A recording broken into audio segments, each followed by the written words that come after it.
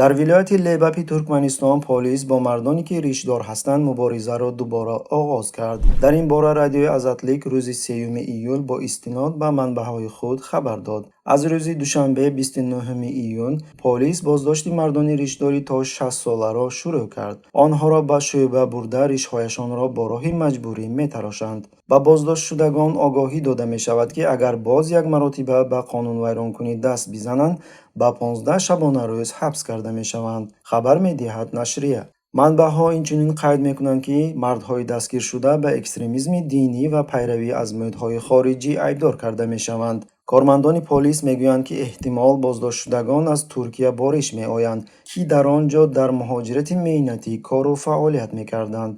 мансабдорони ҳукуматӣ бо дастгиршудагон муомилаи дағалона карда таҳқир мекунанд ва онҳоро ҷосусони турк меноманд. ёдрас мекунем ки чунин рейдҳо бо боздошти мардҳои ришдор дар зимистон ва тирамоҳи соли 2019 дар шаҳри Ашқобод ва вилояти Лебап гузаронида шуда буданд. мақомоти ҳифзи ҳуқуқ бо мурури замон бо ришдорон мубориза бурда дар масҷидҳои кишвар рейдҳо ташкил мекунанд ва диндоронро мунтазам барои гузаронидани суҳбати профилактикӣ ба шӯъба даъват мекунанд, то ки онҳо аз диндорӣ даст бикашанд.